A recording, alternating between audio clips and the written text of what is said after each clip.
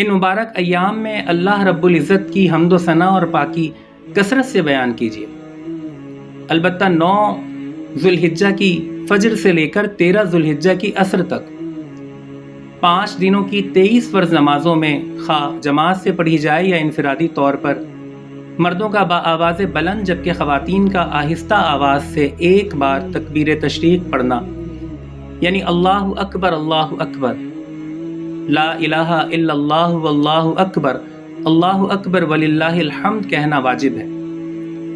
تو ایام تشریق میں تکبیر تشریق کے پڑھنے کا خاص اہتمام کیجیے۔ دوستو، کبھی آپ نے سوچا کہ آخر ماہ ذوالحجہ کے پہلے عشرے میں ایسی کیا خاص بات ہے کہ پروردگار عالم ولیال عشر ارشاد فرما کر ان مقدس ایام کی قسم کھا رہے ہیں؟ جناب نبی مکرم سرور دو عالم صلی اللہ علیہ وآلہ وسلم ان دنوں کی اہمیت بیان فرماتے ہوئے ارشاد فرما رہے ہیں، ما من ایام اعظم عند اللہ ولا احب الیہ من العمل فیہن من هذه الایام العشر، یعنی ان دنوں کی فضیلت کا عالم یہ ہے کہ نہ تو سال کے بقیہ دنوں میں سے کسی دن کی اہمیت اور فضیلت ان دنوں جیسی ہے، اور نہ ہی سال کے بقیہ دنوں کا کوئی نیک عمل ایسا ہے جو اللہ رب العزت کو ان دنوں میں کیے گئے نیک اعمال سے زیادہ محبوب اور پسندیدہ ہو۔ حضرت ابن عباس رضی اللہ تعالی عنہما کی روایت میں تو یہاں تک ہے کہ جب آپ نے ارشاد فرمایا، ما من ایام العمل الصالح فیہا احب الی اللہ من هذه الایام، تو صحابہ پوچھنے لگے، اے اللہ کے رسول، کیا راہ خدا میں جہاد کرنا بھی؟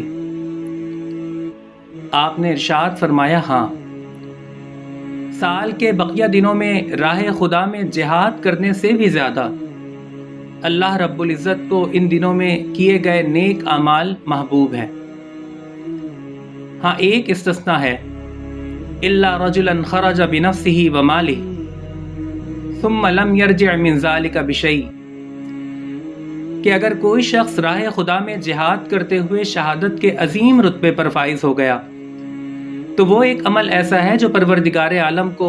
ان دنوں میں کیے گئے نیک اعمال سے بھی زیادہ محبوب اور پسندیدہ ہے، ورنہ اس کے علاوہ سال کے بقیہ دنوں کا کوئی عمل ایسا نہیں ہے جو اللہ رب العزت کو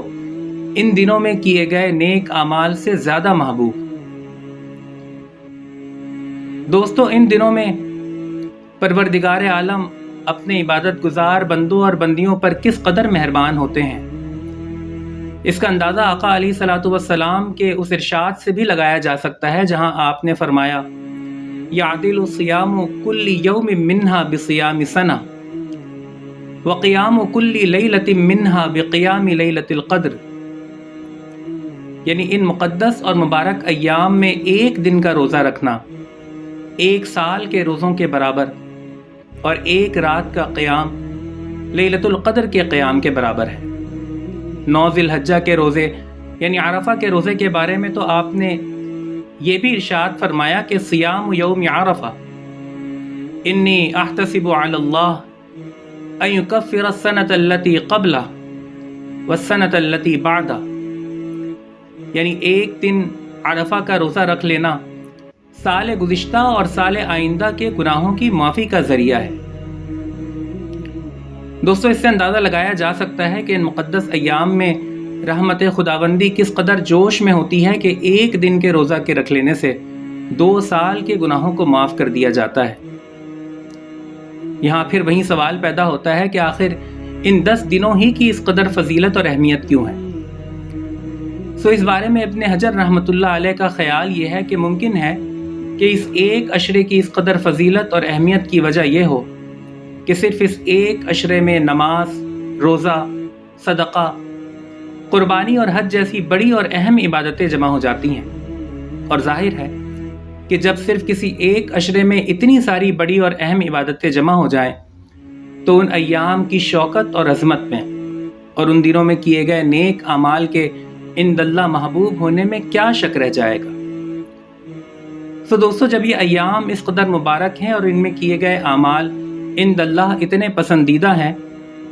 تو اب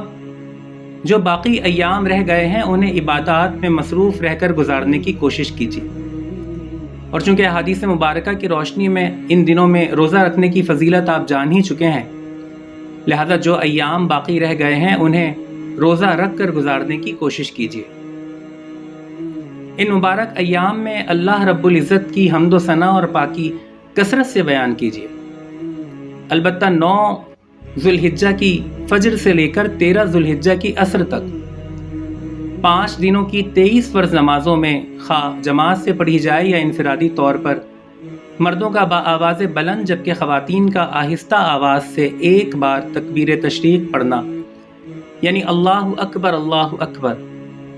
لا الہ الا اللہ واللہ اکبر وللہ الحمد کہنا واجب ہے۔ تو ایام تشریق میں تکبیر تشریق کے پڑھنے کا خاص اہتمام کیجیے۔ ان دنوں میں جس قدر نفلی عبادات آپ ادا کر سکیں انہیں ضرور ادا کیجیے۔ قرآن شریف کی کثرت سے تلاوت کیجیے۔ آقا علیہ الصلوۃ والسلام کے حضور درود و سلام کا نذرانہ پیش کیجیے۔ قبولیت کے ان ایام میں اپنے رب کے حضور اپنی حاجات پیش کیجیے۔ دوستو، کوشش کیجیے کہ اس بار قربانی صرف جانور کی نہ ہو، بلکہ اپنی ضد، انا، حسد،